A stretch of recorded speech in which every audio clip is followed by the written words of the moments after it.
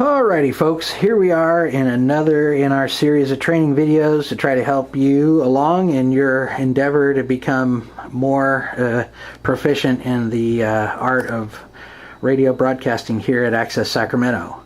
So we are in studio number 2 at this point, and the object of this video is to teach you how to power up the studio and get yourself airworthy.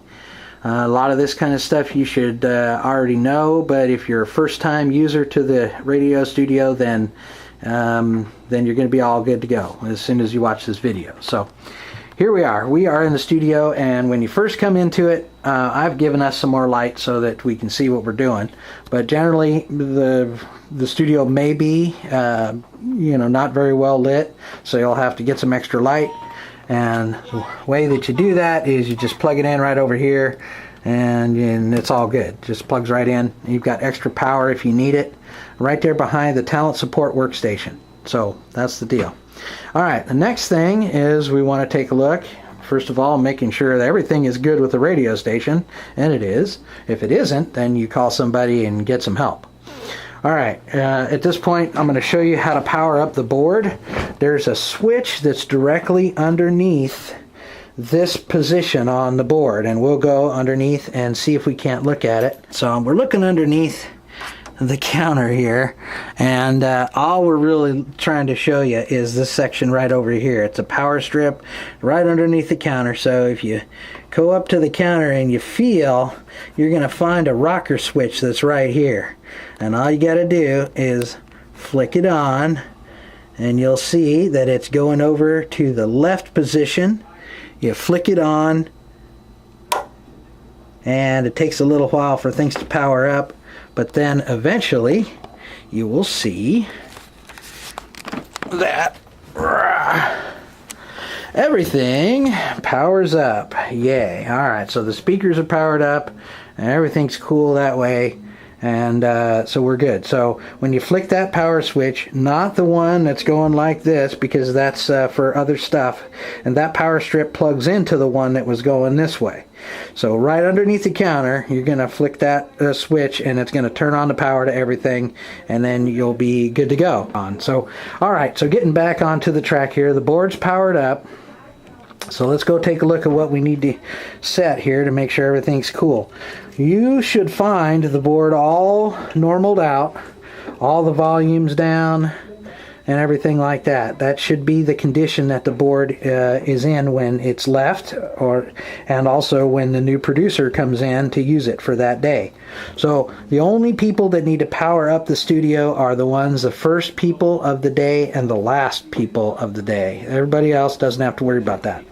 So now we're going to go over here to the monitor section, and you'll see that there is nothing set. So you can see that we're going to have to set the program monitoring switch, and normally in the production studio you'd use program right here, but because we're live on the air, we're going to go up here and use the top one. So this is air, and that's what you want to set for the speakers. Okay, so the main speakers right here are listening to air. Okay, alright, so at this point now you just got to power up the monitor so we can see the automation. Okay, so that's in good shape. And if you need to get any of your materials ready to go, you test in Audition. Okay, so what we are going to do here is this point, like I showed you guys in the previous video for the Studio One pre-production procedure, you can do the same thing in this studio, but you use Audition instead. So you're going to take, for example, if you want to use one of the CD players, we'll go over here and see what we've got. Turntable 2, CD number 1. Okay, we're going to take it out of program and put it in Audition.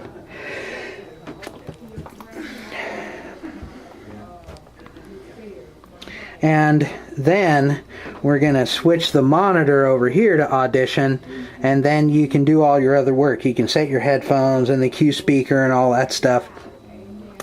And then once you're done with that, you switch it back over here to air, and then make sure you take that channel and put it back up into program so you can leave it the way it was there. Okay, so that's how you basically get the board ready to go. And now mic number 2. Some people have had questions with how to set things, but basically we'll go through the channel assignments again. Channel 1's the main mic. Channel 2 is your talent mic right there. Channel 3 and 4 is the turntables. Channels 5, 6, and 7 are the CD players. Channel 8 is the TSW, which is Talent Support Workstation, and that's that computer over here. And channel 9 is the auxiliary input, and that's from the hybrid. I mean, not the hybrid, but the multi-port over there, the Henry multi-port. And you use that for external stuff. And let's see. And then channel 10 is, well, actually, what am I saying? Let's make sure we're doing this right. 1 and 2. Channel 1, main mic. Channel 2, secondary mic. Channel 3 and 4, turntables 1 and 2.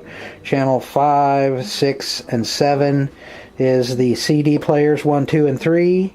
Channel 8 is the Talent Support Workstation. Channel 9 is the sub-mixer. No, it's the auxiliary input. I goofed. So channel 8 is Talent Support Workstation. Channel 9 is the auxiliary input. Channel 10 is the sub-mixer, and the sub-mixer, as we know, is right here. So, and of course, and all the way over here, channel 13 is the telephone hybrid if you're going to do phone patches. So that's pretty much the deal. Okay, so at this point, let's take a look. We have powered up the studio. We have powered up the monitor so you can see the automation. You can do all your pre-production tests in Audition, but once you do that, switch everything back over to Program, and if you set the air monitor to listen to air, then you're in good shape. And that should be it. The question is, at this point, is there something going on in the radio station? Like many, and there is. So we're always happy when the automation is playing and everything like that. Now, if you're taking over from a live person, the transition is going to be a lot easier, and you don't have to worry about whether the studio is going to work, because they will tell you if something's wrong. And since they are using the equipment already, you can pretty much assume that that it's working. So that's the deal. And I think that just about covers it. If you have any questions or comments, see me. So hopefully that helps you guys out, everybody. Audio